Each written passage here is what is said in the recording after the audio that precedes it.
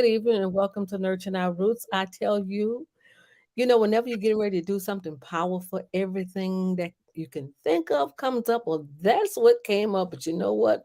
We work past it because our ancestor stories are that important. My guest today joining me, her name is Denise L. Griggs, and she can tell you about herself. There's so much that this woman have done in her short period upon this earth. She is ancestors driven.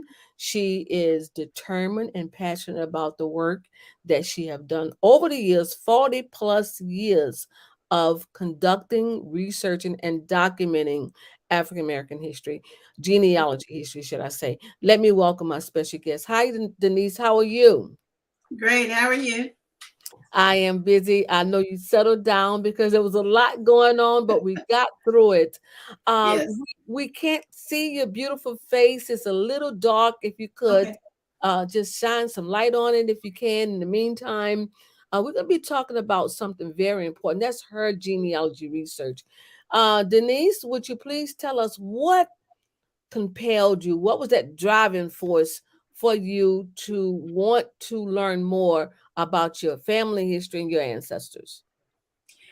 Well, my mother, she's from Mississippi, and we're talking about my maternal ancestors. And there was so much that she wouldn't tell us because she just wanted to leave it all behind. She just didn't want to discuss it.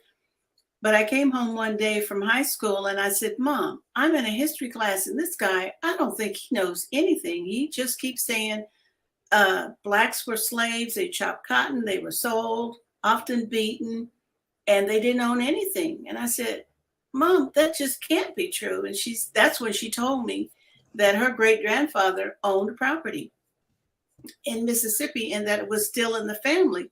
So I went back to my history teacher and I told him, I said, look, you apparently don't know very much about Southern history. And I told him the story about the family property. And he goes, oh, really? Well, that's kind of unique. And so we kind of made an agreement. I'll stay in your class, take the test, but I won't participate because we're only getting part of the information. And So it that's what wasn't, compelled yeah. you. So it wasn't, but that was a long time ago. That was decades ago.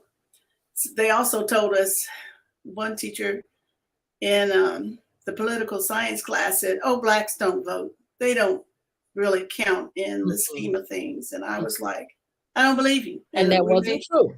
we made that same agreement. I'll That's show right. up, I'll take the test, but I refused to participate. So when I was about 25, And when you say you'll show up, you'll take the test and you refuse to participate, explain what do you mean when you say that?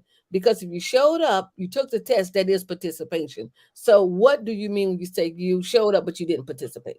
I didn't participate in any class discussions Okay. because I didn't believe him. I just flat out didn't believe him, and that, he must have been a gym teacher or something who was forced to teach the class. He wasn't that much older than any of the students. So, I mean, I had to pass the class in order to Okay. graduate. Hmm. So I just refused to talk about anything in history, and I just really detested the class. And so I pretty much avoided history after that, even in college.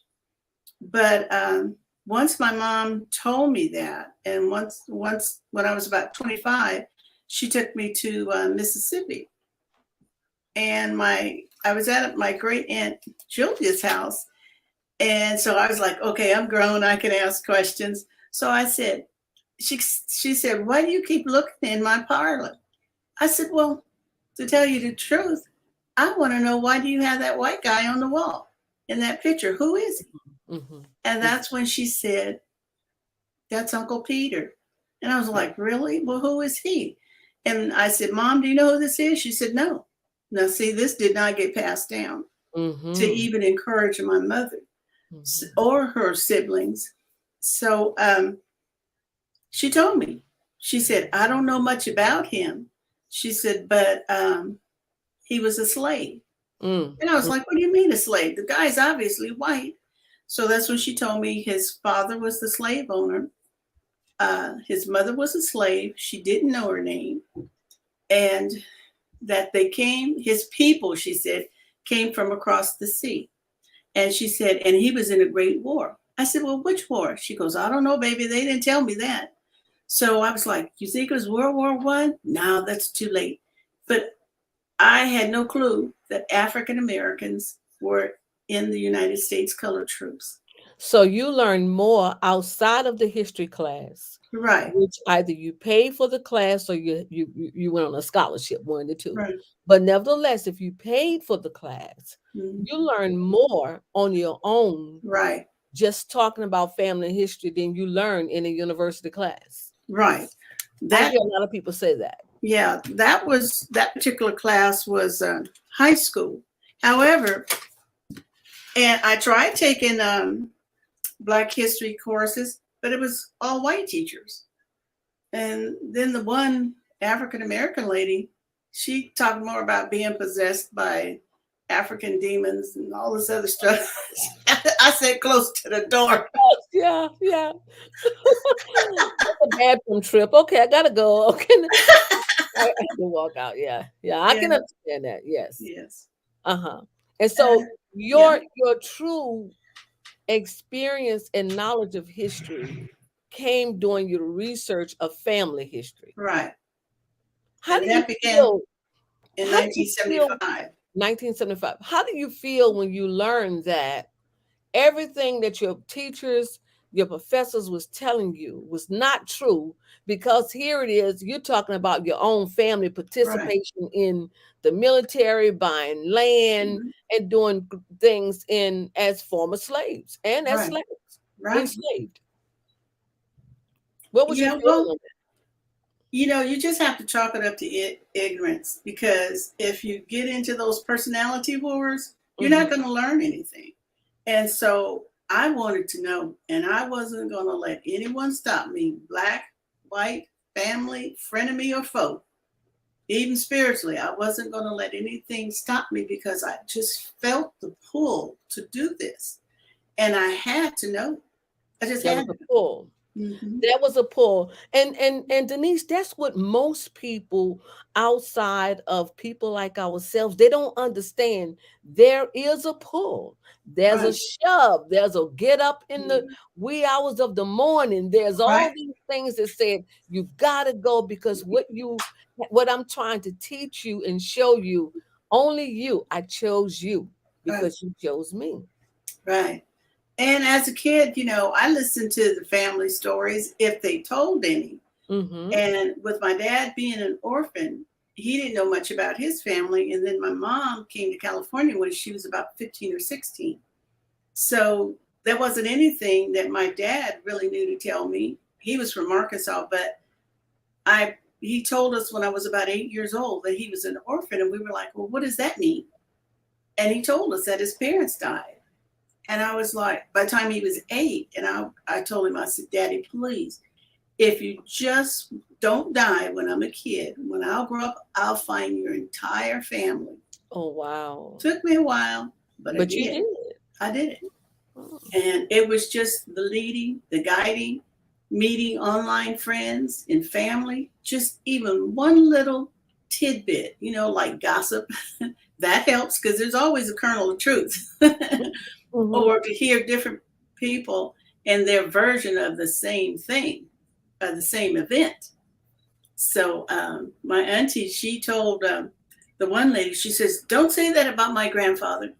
Mhm. And we were like, "Hey, she's your elder. You're not supposed to talk to her that way." But the little she told me, I found so incredibly much.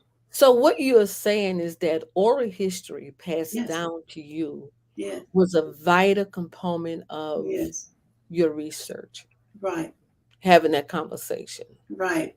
It led me to the actual documents. Most of us say, "Oh, yeah, mom was from Natchez. Nothing happened there," or "I don't know where to look." Well, even like in Natchez or Arkansas, once I found out where they live, you Mhm. find the county, then you find the county records. Or a lot of times, my sister and I, we would fly to either Arkansas or Mississippi. And we'd say, "Oh, we're just doing a little bit of genealogy." And I said, "I wanted to look at your archives." And in Arkansas, she sent me to this little dark room, and that dust in there must have been 100 years old. not Mhm. thinking because I was so bent. A I was, couple inches thick. yes. And Yeah. I was just with my fingers just go, oh, look, this is Mm. 100 years old. But on that day, I walked in and I said, Dolores, look, there's an old book. And I opened it up and turned it exactly to the place of the slave owner and when he died. Well, needless to say, I wasn't going to leave that room till I found everything. And then she let me come into the offices. And I mean, we were standing on the desk going through all these books that they had up on the ledge.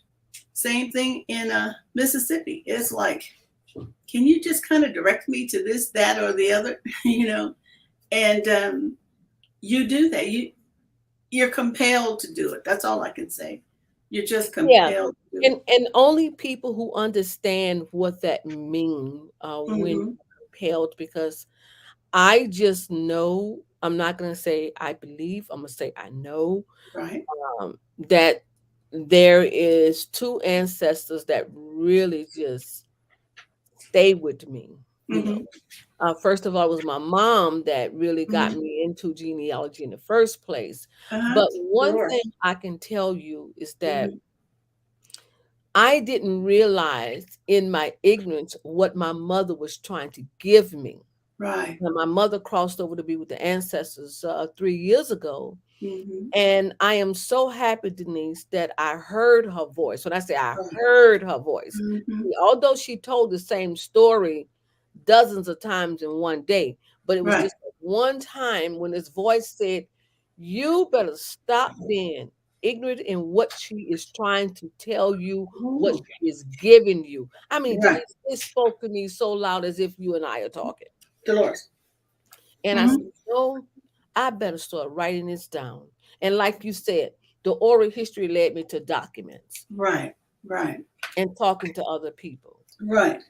and that's a journey in itself. Mm-hmm. Denise, you do have a PowerPoint that with some beautiful photographs. I really would like if I can pull that up. Do you mind? Yes. Go ahead. Mhm. And you just tell me, when you're ready for me to go to the next slide. So, this is your Mississippi genealogy, Mm-hmm. the Hunt's family of Mississippi. Right. Hmm. On the left is my mother, Amanda. She was determined not to live in Mississippi past her teenage years. And she just said, one day she saw an airplane go overhead and she said, God, those people are going someplace away from Mississippi. And she really kind of got into it with her dad, but they finally allowed her to leave and come to California to live with her grandmother. And my grandparents, Wilbert and Bertil, they're standing in some kind of field in about 1936. This is my mother's parents. And so the genealogy that Aunt Julie helped me with had to do with my grandpa and his side of the family. Hmm. Dolores, I need a backlight. Backlight. Bring a lamp.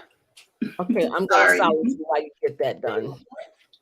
Lamp. Uh, Please let her know that you're on Zoom. Can you just send like a little note to her or something? Mm-hmm. Okay. Okay. I need a light. Zoom. Okay. The next one. Okay.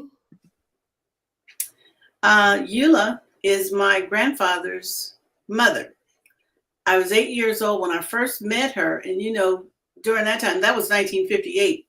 And you Hmm. were supposed to be seen and not heard, and especially not ask grown folks their business. But born and raised in California, my dad, people used to say, Hmm. Denise, shut up, just shut up.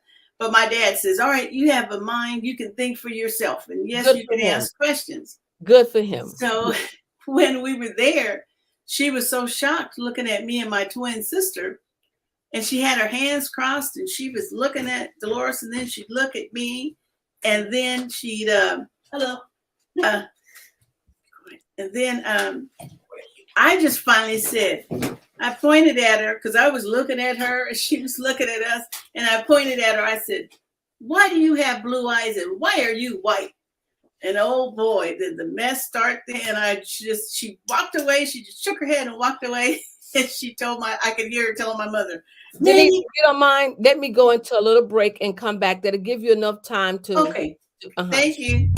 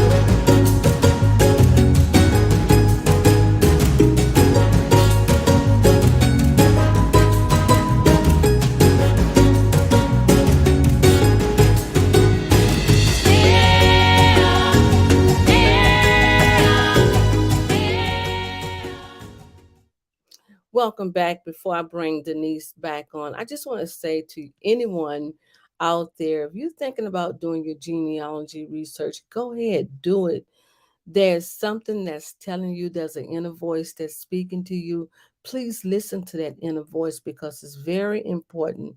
The first history and the most important history to me was history of my own family because I hated history in school because I didn't see myself in it. Like Denise, I was listening to a lot of white instructors tell a lot of lies about things that wasn't true, but I had to either take the test, the exam, pass the class, or suffer the consequences. But that goes to show you how we was forced even then to to one way resist the lies or accept the lies. But family history taught me more history than I ever learned in any class or history class. But I'm going to go ahead and bring Denise back on.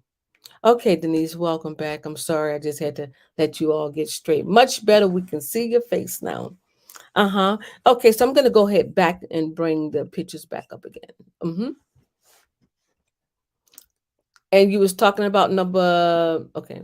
My great grandmother. Mm-hmm. And so in Mississippi, I couldn't find a picture. No one seems to have a picture of her husband, Charlie. So what I found was a marriage license for them. And they got married in 1890. And on the document itself, she's listed as Eula Hunt, Mary and Charlie Hunt. Both their families were slaves to this Captain Henry Hunt. Her father was a white man, but they couldn't put that like on her birth certificate or anything, or she couldn't go by his name. So Eula was the daughter of a white man. Right.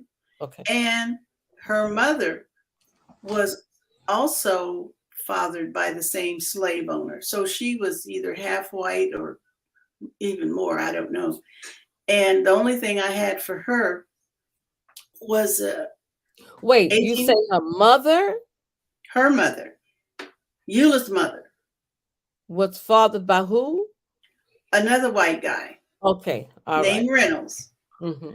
And when she died, I mean, she couldn't carry Reynolds' name living because it would point out this white man who was married. She knew who her sisters were because they lived not too far from them. And I do have maps for that. But so when she died, and it was about 1963, I believe, I happened to be at my grandpa's house. That was his mother. And they called and told him she had died. He was upset. And then they called, and then they had asked him a question. And so he told my grandmother, he said, he called her Sook. He said, Sook, he says, they want to know if I should put her father's name on the death certificate. And so I listened to him, kind of sneaking around listening. And I told him, I said, Grandpa, please don't get upset with me. Because, he was someone you didn't ask his business. And I said, every girl needs to know who her father is. She apparently knew him. She knew her sisters. I said, please, please put his name on the death certificate. We never know. So he put Okay, that's how that came about. Okay, Right. now who are the people here in the pictures? Maybelle and Birdie. Is that related? Is that her children? Yes. Okay. And my grandfather's sisters. But these two, Maybelle and Bertie, and Wilbert and Jerry, and again, that's my grandfather, Wilbert, these were pictures taken from a tintype, an original Hmm. tintype. Hmm. That's why I posted both of those there. And also, when you're looking for the siblings and to find out and verify if this is the Charlie and Eula that you're looking for, most of them listed the birth names, but our families usually know the nicknames and never know their birth given name. Okay, so I move on to the next slide? Yes. Okay. Mm-hmm. So Aunt Julie, why I had her picture on the previous slide, this is the picture that was on the wall. It looked a little bit better than that at the time, but that's when I asked her, "Who's the white man on the wall?" And so I told her with those 4 to 5 clues she gave me, I would find out everything I could. So for 10, 13 years, I told her everything I could find. And I would call her, I would send her phone cards at the time. And when we went to her funeral in 1998, I told my mom, because I was going to tell her something that night. My mother said, "Don't call her, it's late." And I heard she's sick. When I did, she left me his original picture as the inheritance. And you can So see that's how, the original picture that you have? yes, I have it now. Wonderful. And you Mm-hmm. can see how large it is. Mm-hmm. Okay, My on the mother next, yeah. My mother had a family photograph similar to that, and when Hurricane Katrina came, Hmm. it fell down off the wall and Right, it was really ruined. But I was so happy that during that time we didn't have like phones where you could take a photograph on the right, wall. I right. had to actually take it to Office Depot during that time. We had to do something with it, but I'm glad that we did save it through photographs, but we did lose Mhm. the original. Right, right. Same thing happened with but I had taken a couple of pictures from New Orleans the year before Katrina, so I Hmm. do have those too. One's another 100-year-old picture. With that information and the help of online friends, I never get upset with people. I don't care what nationality they are. I got pension records. I was told how to obtain the full record. Peter is described as 5'11", gray hair and eyes, mulatto complexion, hard, in quotes, to distinguish from a white man. That's actually on his card. Hmm. The pension record itself, Peter names his wives. He was married to Emily like 25 years and the other one for 1 year and split up with the third wife. He named his wife Emily Shavers, and he verified in the pension that his mother told him, "Old Master," or Captain Henry Hunt. It was his father. And his half brother, who was white, he came and verified that Peter's mother's name was America. And Peter also talked about his son Albert, who was born in 1873. When you look at every single line on there, those are all clues to where do I go next. We're in a mid county here, but Peter Hmm. was from Franklin County. Oh, Yeah. okay. So these are homestead land patents. This dispels the myth that former slaves didn't own land. You can go to the Bureau of Land Management. Um, for Peter Hunt, I found him right away. He received a patent for 157.38 acres on August 3rd, 1881. This was doing Reconstruction. Um, Also, after he originally voted, he and my other great grandfather voted, registered to vote on that 1867 Reconstruction Act that was specifically for 5 states in the South. This is a copy of the actual land patent that you can get when Mhm. you go to Bureau of Land Management. You can also order it from them as well. The homestead records are also at in Washington D.C. at the National Archives. I Uh, see um, America received her land patent right, for 30. Mm-hmm. So he. 39 acres in I think 1892. She died right around 1895 though, but she went from being a slave, having children by the slave owner, to being emancipated and owning her own land. I'm really proud of that woman. And she was around my age when she did it. Oh, really? Okay. And to prove that America was Peter's mother, here she's living with him in 1880 when she's a widow. America Harrell. She was married to Josh Harrell by that time, and they had 4 other daughters. And it says this is mother. She was born in Kentucky, and so were her parents. I think I have a lead on them right now. And then on Peter's death certificate, it verifies that America was his mother, America Hunt, and the informant was his son, Albert Hunt. These people mentioned in Peter's pension. When did Peter die? 1915.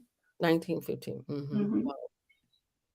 Now, this is Peter's half-sister, one of his Harrell sisters. She married Richard J. Pickett. Now, I found documents that said where her father was African. I can't prove it just yet.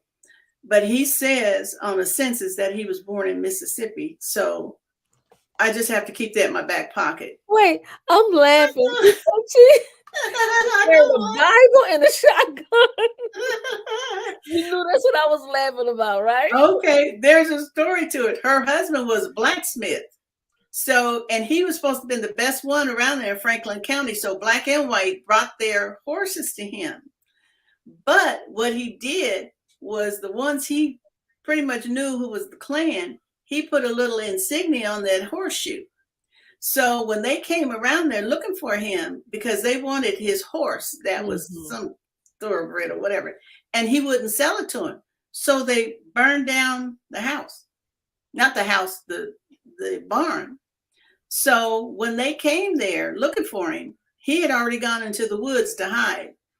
And they knew her, Harriet, because she was the midwife for both black and white in the county, in Franklin County, around that area where they lived. And when they said, where was he? She said, let me tell you something. She said, I've delivered every last one of your wives' babies. She said, Judge so-and-so, I delivered your baby. Sheriff so-and-so, I delivered your baby. And they didn't know how she knew it because they, had the hoods on. And so, but she knew by the imprint on the ground that her husband had put on their horseshoes. Wow. And she told him to leave.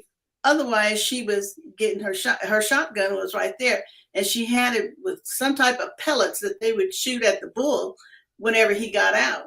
Ice or something, they said. I don't remember right now. And that was from a cousin I had met through all this research. This is oral history that was passed down. Right. And so she shot at one of them, hit him in the rear end. And they all took off because they said, I won't miss the next time. And neither will my husband. So they didn't know where he was. Plus, he was a picket. And they were pretty terrified of the picket men because they knew they weren't going to take anything from him. That sounds like a good book, The Bible and the Shotgun. Yep. Oh, I got a lot of stories. Now, this is one of Peter's wives, Rebecca Wilson. She married a Gibson, and she married Peter and became a Hunt. But they only stayed together 5 months, and they separated. She went back to this place called Freewoods, about 10, 12 miles away. And I visited in 2019 and took a picture of her grave. But I met her great niece, Flora. This was through another relative I met online. He told me about her in Mississippi. She ends up telling me that I was actually related to her and she was my aunt. Even though she married Peter, they weren't blood related. And this is hot off the press. My cousin sent me this last week. I didn't know exactly when Deck Hunt died. And he sent me this. And I knew Deck had built a church.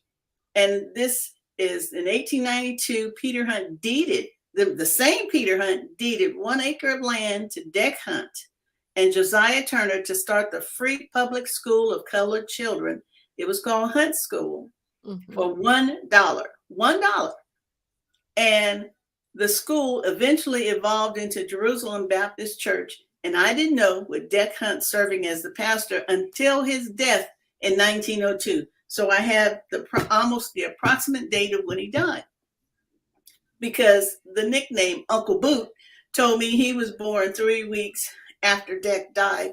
And I knew Uncle Boot died February 28th. So now So, you have it.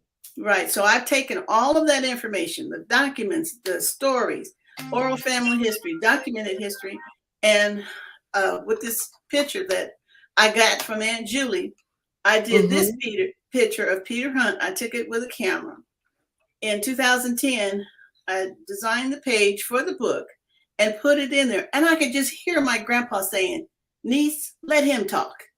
As I was trying, and grandpa was long dead by this time, but I saw his picture and it's just in my head. I heard him say, "Let him talk." And that's when I wrote it first person, as though Peter was telling his own story. I Oh, since that is, yeah. Mm-hmm. I revised it and I won a finalist award in the Indie Book Awards. And then after getting some more information, I revised it again, hired a book designer, a book cover designer, and that's the final book I'll do on Peter Hunt. Wow, that's amazing work. It's one great way I can see this being a documentary if you ever get to that point, to really Yes, make it come alive because the book right. is, I mean, just the stories and the events around it.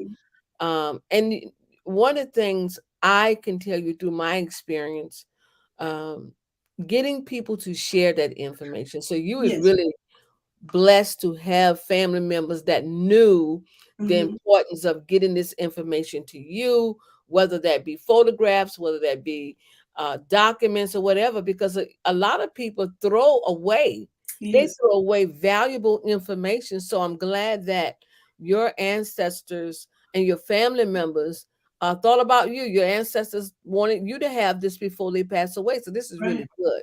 Right. Right. And you did a great job with it too. Thank you. It was all bits and pieces from individuals. One heard this one was told that one. I would find a document and share it with them, including the church. The church is still in existence, and they're getting ready to rededicate it on the 20th of this month You in know, Mississippi. oh, that is awesome. And what county is it? Amen County? What county is it? It's Franklin County. It's It's in the Franklin County. Kirby Roxy area off Mm-hmm. of Highway 84. Mm-hmm. So they rebuilt it, and that's how they found the document was in an old box that they were moving. I know. Really? If I could just get there yesterday. Where was the box located? Do you know? It was the church was eventually on something called Providence Hill, and Mm-hmm. then he moved it across. They moved it across the street down from the other church that my great great grandfather left. He was so upset with what the pastor was doing, so he built his own church down the road. So it's right off of. It's right in Kirby, Wow. right off the highway, and so is the Hunt Cemetery. You have to actually drive under a bush to get to the Uh-huh. cemetery, and it Uh-huh. was never listed in any cemetery book. So I put them all on Find a Grave. Oh, that is awesome. All the ones I transcribed from the cemetery, I put on the Yeah. grave. So you was able to go to the cemetery. Hmm. So it is reachable. You can get Yes, there. Mhm. yes. Now, let's go back to the school a little bit. Mhm. Was there any information uh, other than the school? Did they have any information about the school itself? He's still looking. Another friend who's on the United States Colored Troops Memorial Committee, we're on the history and research subcommittees in Natchez. He's going to go over to Franklin County and meet with that cousin, and then they're going to go up to another old cemetery and look around and see who's buried there. I know where Deck was buried, but it's so far back behind the brush, and a lot of them were buried back there behind the brush. Is there any African American genealogy societies or historical associations in the area? Do you know of? Not any black ones that I know of. Mhm, mhm. Mhm. And most of the time, Denise, that's exactly what it is in these areas. I know the area that I cover, and which is a large area when you really think about it, because there's Yes. multiple Florida parishes. Hmm. There is not any, but there is one organization that is working to preserve the history of Vernon Color School, because Oh, okay. a lot of the first schools that was in the church or the first building, Right. that's a missing piece of history That's right. that is lost because all the elderly people that could have talked about that, Yes. they have long passed away. Yeah.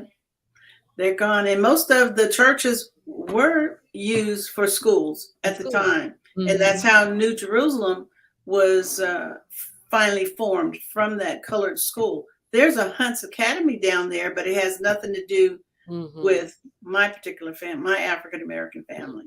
And something else I would like to point out is that when we think about it, Denise, a lot of times the people in the older in that time, they did not know how to read and write. That's right. Now, if the school teacher Hmm. or one of the children that was going to school, or the school Hmm. teacher could have act as the secretary for the church, they could have recorded those records. So I Right. know a lot of times we don't find those records because they didn't have anybody in the church that could basically read and write well enough, Right. write the history or record it in minutes. Do you think that could be some of the reasons why we don't have that part of our history documented?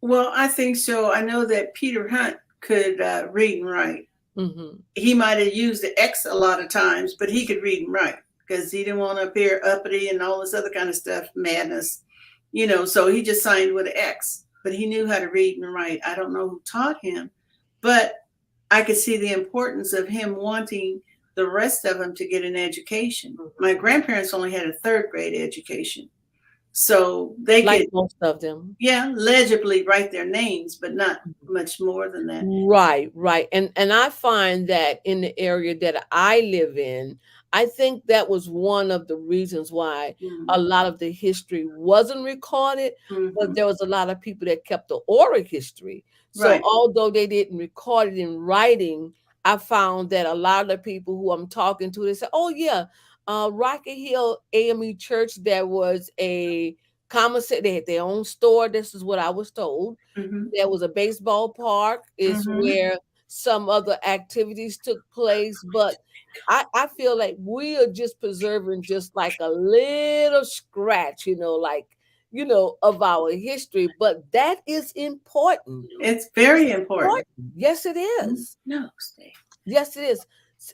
And so with that, those 40 years, what's on your next agenda? What do you have in mind that you want to accomplish in the remaining good, healthy years that you have to continue this work?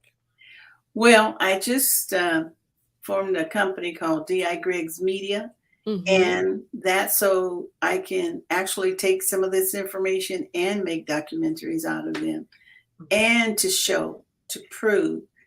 And I also have other um, documents online and PowerPoints. And so Wonderful. I want to incorporate all of that, all Mm-hmm. that I'm doing, because when I write mainly for children and young adults, and I teach on the subjects of diversity, genealogy, and Christian faith. Mm-hmm. Mm-hmm. And so I show in each book how that happens. All three are usually intertwined in my stories. That's so And true. that's the way it is in life. It doesn't matter Mm-hmm. what nationality you are, and it doesn't matter what faith you are. If that's your choice, that's your choice. I don't fight with people about that. Who they choose to marry, who they choose to love, in the family, outside of the family. You know, I don't I don't argue with that. But I try and show how it all fits together. And not only in life and past lives, in our faith. We have faith in something that compels us to move forward. Whether it's our ancestors, we believe it's our ancestors, or we believe it's the God we serve, Oh, the higher. whatever. Yeah, It's yeah. all intertwined. And I show that in my stories. It may not be blatant, it's never blatant, but it's It's all there. intertwined. I would like to say what I did for the area that I live in, because this area where I live in was certainly underserved as Mm-hmm. far as documenting the history of people of African descent, and as well as the Choctaw Indians, which basically lived in this area. So I create these little 10-minute YouTube documentaries, just enough to Mm-hmm. get people to want to be engaged in a Right. conversation That's about good. whatever the subject may be. Mhm. For instance, I just did something on the Strawberry Festival, which would Mhm. talking about the strawberry pickers and the Yes. strawberry farmers. And Right. so that really started a conversation to Hmm. get people to say, yeah, we did. We used to pick berries, or there was a Hmm. black farmer and his family. Hmm. And the second one that I did just recently was preserving of the history at Southeastern. So there's 5 black collections now at Good. Southeastern. What I did like a 10-minute documentary with interviews from those individuals that donated for these collections. And Right. so 30 minutes, and we're living in a time now, Denise, where you see everybody want things real quick. Right. Very seldom do anybody have an hour to watch a movie or watch a Right. documentary. I'm guilty of that myself. I don't have a lot of Me time. too. Me too. So 10 minutes, I said, I That's can do a good. lot in 10 minutes. That's good. Putting my storyboard together, looking at what message I want to send to the Hmm. general people to educate them, Right. Right. especially in our community. And I said this, it may appear to be that the numbers could be low. Like people Mhm. looking, you got to go viral. A million. Right. But what million people would have an interest on little small town Hmm. information that may not be what they call newsworthy?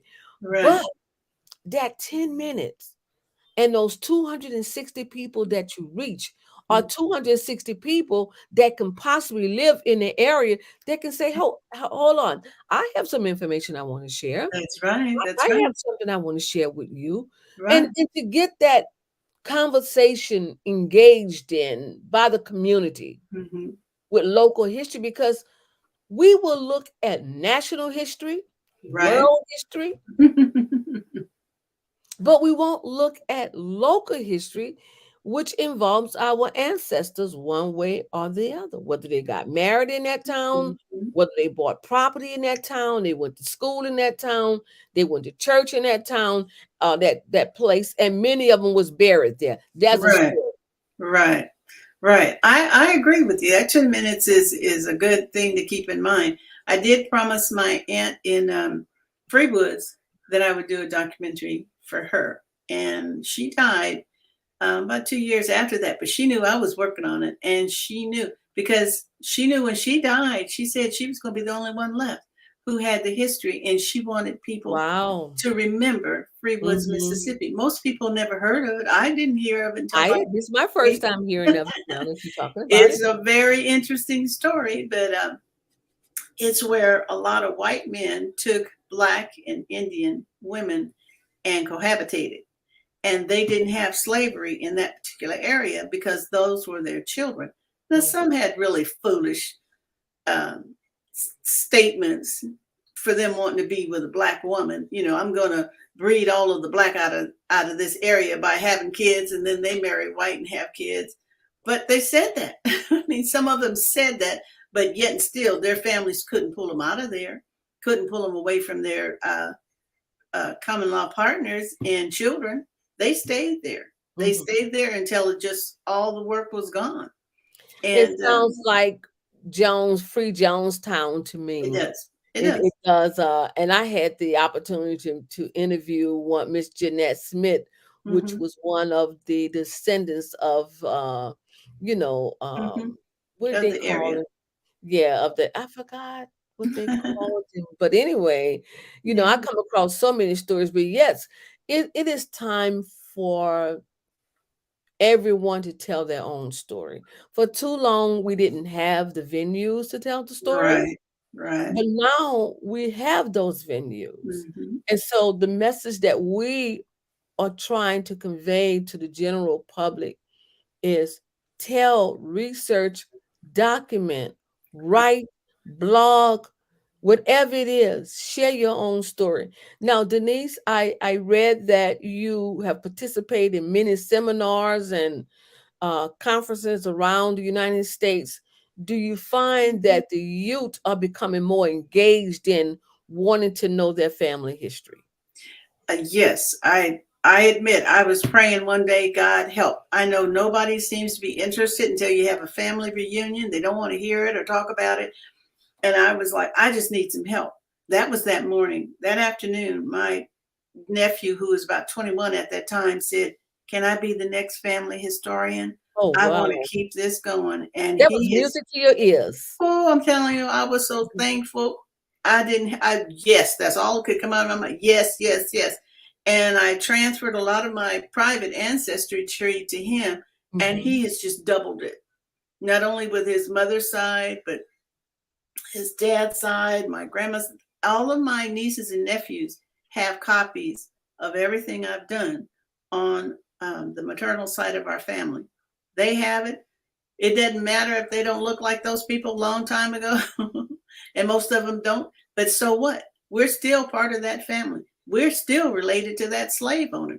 I correspond with the families of the slave owner in Australia, Canada, Ireland, and one gentleman put the histories, part of the history of the slave owner and my family in his book. And we both transferred information. And then he turned around and redid his entire book, which is about that thick, on the Hunts in Ireland, and sent it to all his children to teach his grandchildren that we're all connected.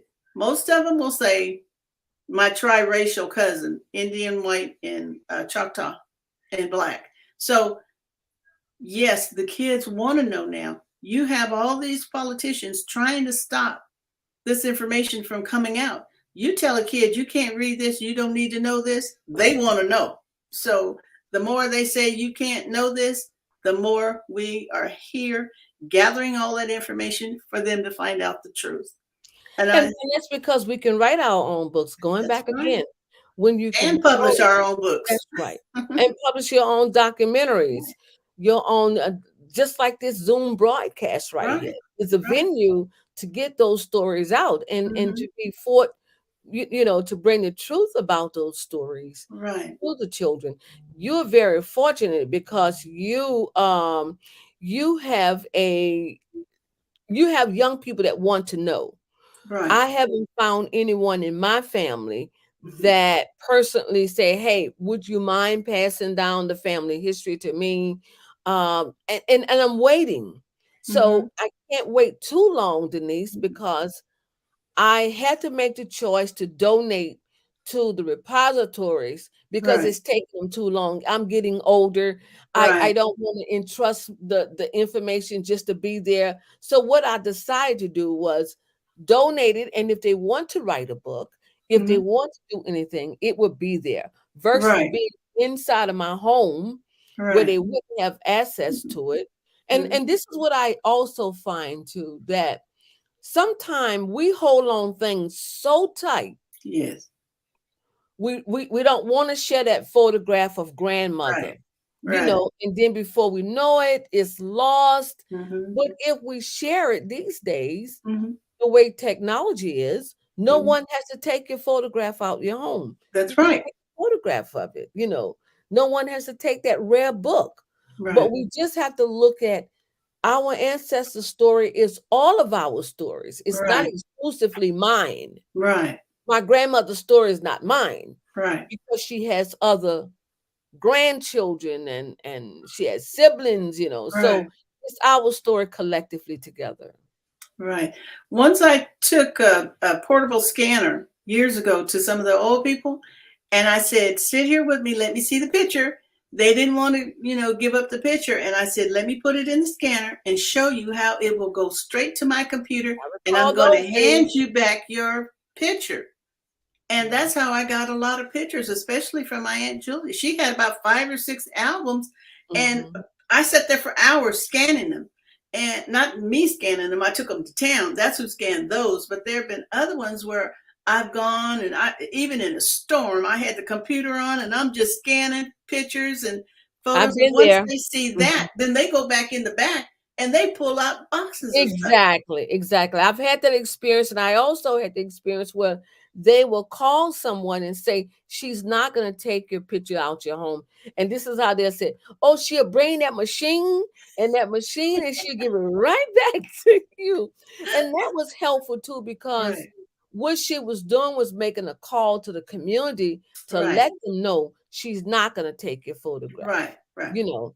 And I can understand that, because that may be the only picture that person have of their mom or Right. their grandmother, and it's Right. dear to them, Mm-hmm. very sentimental. So you have answered two questions. Now, uh, another question I need to ask you: have you? I know you're doing a lot of things electronically, and you're preserving a lot through electronics. Have you chosen a place for all your handwritten notes and all the things that you have to preserve it in any university, genealogy library, or whatever your choice may be? Have you thought about that? I've thought about it a lot, but I haven't, at this point, I'm not willing to give it away. I saw where you had a lot of obituaries, and I can see giving those to, like, I have a lot from Stockton, California. I can see giving those obituaries to a library there, or maybe even one at the university there, University of the Pacific. Um, but I haven't really checked into that yet, because I have cousins. I know they will want things. Well, My that's good. nephew Mhm, wants to mhm, keep some things. And it's like, well, let me see what's the best that I can do. I even thought about giving some things to the African American Museum in DC. And I thought, no, let me just wait on that for a minute. But mhm. no, I haven't actually given it away yet.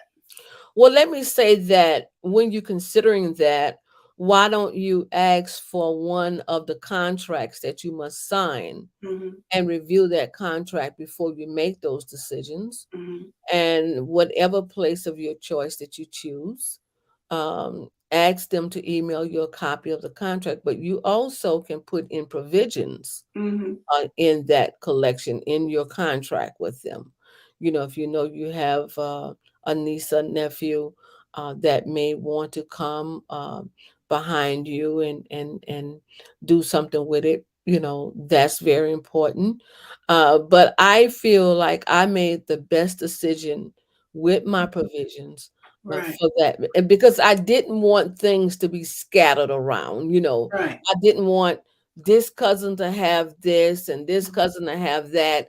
And then what happens when most of them are my age, they have to make the same decision I'm That's making, right. That's right. And right. And if their children do not care about any of that, then it can be in trouble. But I Right. do want to say that um they will copy and give it back. Okay, the Mississippi Department of Archives want our information. They will archive, make a copy, and they will give it back, which is really good, because Right. I rather for them to preserve it in the right way that it should, Right. professional way that it should, archives the way that it should be archives. And I'm a kind of person that I don't mind taking a copy as long Right. as I know the originals are safe and Right. stored in a dry space and that kind of Right. thing. But that's very important to consider, because I do know that day will come, and Right. Denise is taking me every bit. I think I'm in maybe about my fifth or sixth year right now, Of still archiving. cleaning out. Yes, I'm in my Mhm. fifth or sixth year. Okay. I have done well with not collecting as much. Right. Uh, when Richardson's Funeral Home or Mr. Pond's newspaper, the drum newspaper, I didn't have to look at that collection very too much, but I'm getting to the point now I don't have to be hands-on with it. I can Right. direct it directly to the repository places. Right. Right. I understand what you're saying. I've been thinking about that too, that, that day's coming. That And they exactly. it's coming for all of us, young or old. So my sister tells me all the time, don't die, because I wouldn't know where to go and get anything. And it's like, why don't you get it where I told you to put it up? you know, Mhm, Oh, well, mhm, I've got it stored.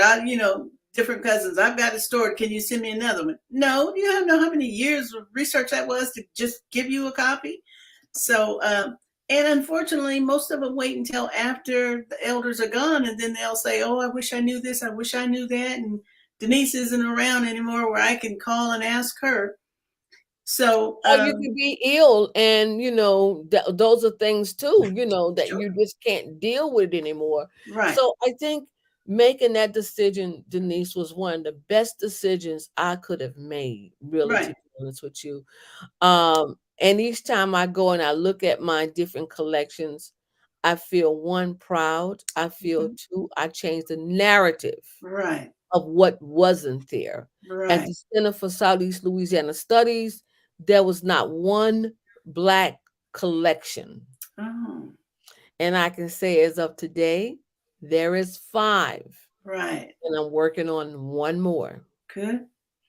And so that means a lot of times people don't really think about what goes into that. Oh, no. Oh gosh, it was a lot of pushing, Yes. convincing, telling, directing, and almost like begging, please, please, please do not let this collection go into the trash can. Right. Please, I know you want your child to have it, but have your child showed any interest in wanting this material? Right. If you preserve this material in the right way and in a proper way, you will be giving all of us a gift. You That's can right. change the way books are being written. Right. We talk about rewriting books. No, we could be writing books. But if Right. you hold on it too long, Mm-hmm. you get sick or you pass away, your children do not have any interest. They don't know those people. They don't know why you had all those newspaper clippings. They don't know what this note meant. And and out in the trash can because they got to get back to work. The funeral is over with now. You know, I'm saying it's time to clean out the house. They already got what they want in their house. They're not trying to take your stuff in their house because you already know. "Hmm, I don't know why she had all this stuff. Uh-uh. John, you want it? No, I don't want it. Do what y'all want to do with it. Out the trash it goes." So we have to think in terms of we have already lost a lot. Mm-hmm. There was a lot already what wasn't documented. Right. Now that we know that, as historians, how do we change the narrative? Right. I understand now. I understand a lot. Well, I'm glad I don't have to fly to Mississippi anymore to get records or have to walk through cemeteries, fall in cemeteries, trip over this, trip over that, trying, begging somebody to let me have a picture because it's like, get your grandkid to take a snapshot on their iPhone and have them text it to me. I can do that a lot now lately. Like Family Search, Ancestry.com, you can go on there and find documents without having to pay for it. Because a lot of people are taking all this free information we're passing, and now they're saying, "Oh, you've got a hint.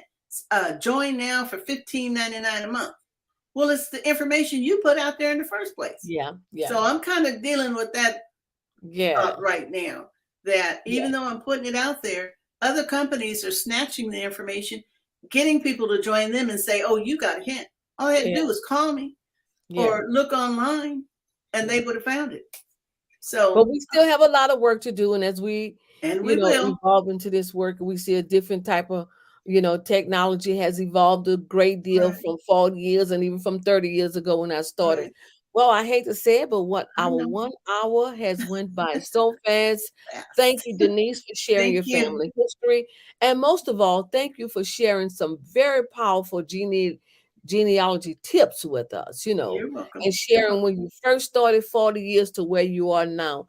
And I hope that all those that was watching tonight, thank you for watching, and I hope that you learned something from a woman who have given a great part of her life to researching, documenting, and telling her family story. So, Denise, I want to thank you so much for being a guest right here on Nurturing Our Roots. You're welcome. And thanks everyone for joining. Thank you too. Mhm. Goodbye.